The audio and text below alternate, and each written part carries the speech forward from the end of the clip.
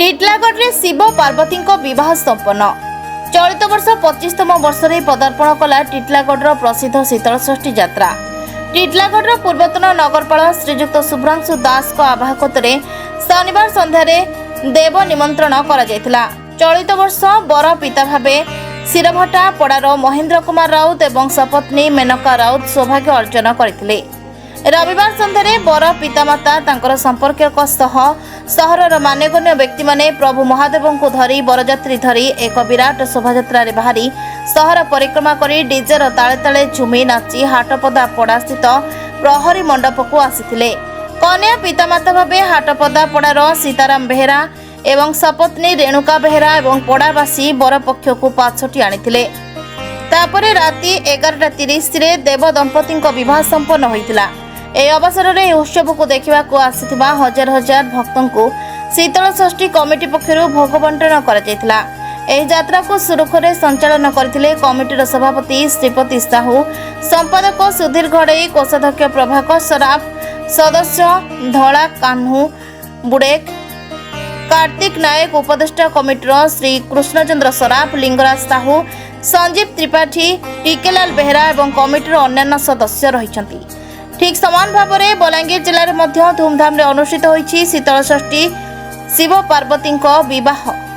चलित वर्ष तो आम 25तम शीतलषष्ठी यात्रा धवलेश्वर बाबा अनुष्ठित हो जाइए। आज माने बरजात्री दल श्रीभटा पड़ारू बाहरी करी नगर परिक्रमा करी बाजा बुझी सबू कीर्तन रथ तापर डीजे एंदा सब व्यवस्था कराइला। बहुत नचा डेगा कर लेडीज माने भी झील माने भी माने पिला समस्त जेन प्रकार आनंद उत्साह आज टिटलागढ़ देखा मिली बहुत खुशी लगला।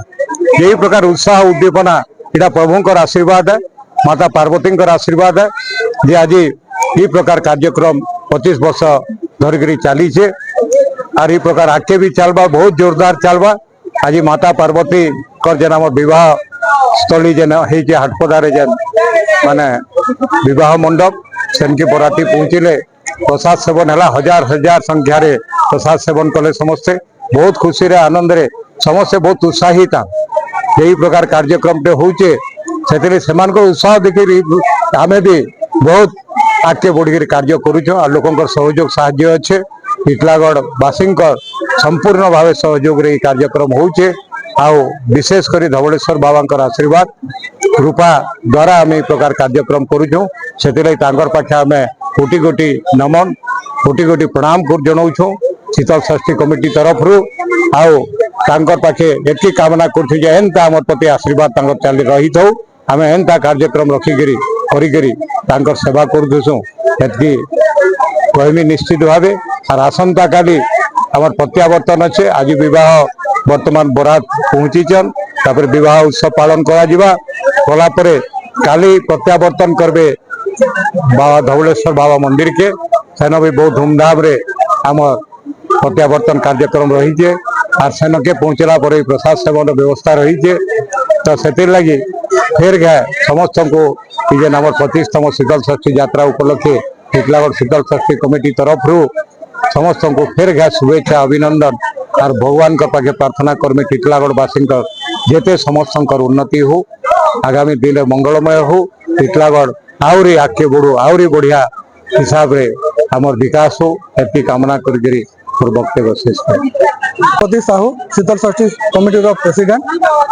चलित वर्ष आम 25तम शीतलषष्ठी पूजा अनुष्ठित करूँ।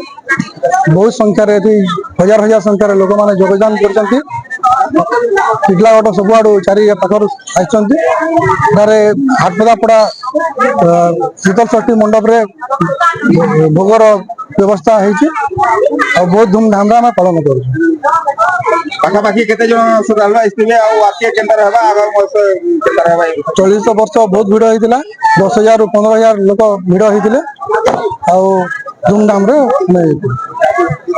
मु कान्हीचरण मिश्र टिटलागढ़ शीतलषष्ठी पूजा कमिटी ब्राह्मण अटे। मु आज वर्तमान माँ देवदंपति विवाह कार्य संपन्न कर दायित्व पाई अच्छी। ओं तत्पुरुषाय विद्महे महादेवाय धीमहि तन्नो रुद्रः प्रचोदयात्। ओं महादेव्ये धीमहि नारायणाय धीमहि तन्नो गौरी प्रचोदयात्। नमः शिवाय च नमः शिवाय। आज मांकर सकाले कंकण सूत्र बांधिबार कार्यक्रम थिला। मांकर देवमंगला थिला तथा हळदी उत्सव थिला, हळदी उत्सव थिला।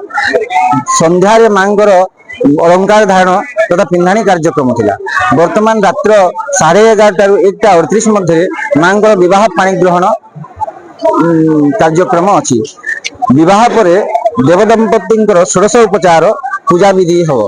तापरे सकाले मांकर वंदापना होई मां एठु विदा हेबे। देवदंपति दुहे सकाले विदा हेबे।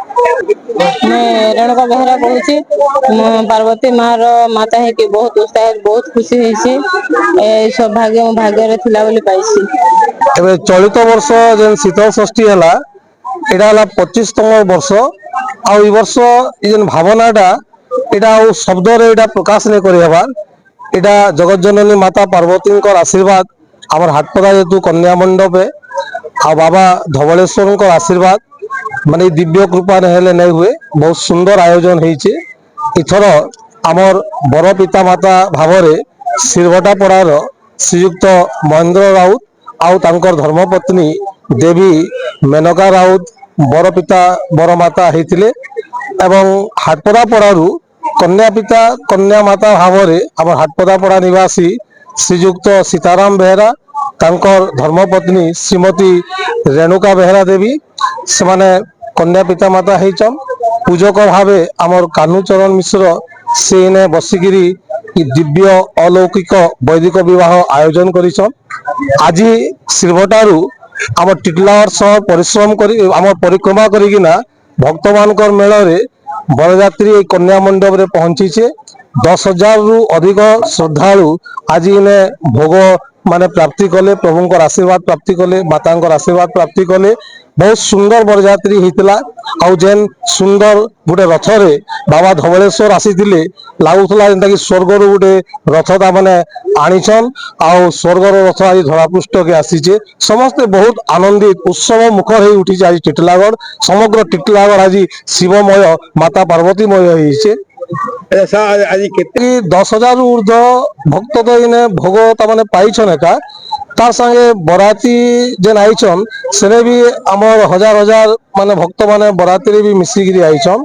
फिर आसंता काली आमर इने माने आमे माता पार्वती बाबा धवलेश्वर को लेकरी शिव मंदिर आमर प्रत्यावर्तन अच्छे। आसंता काली आमे आशा करूछु आहुरी अधिक भक्त मानकर समागमटा आमर कुमड़ापाहाड़ स्थित धवलेश्वर मंदिर पाखरे हेबो।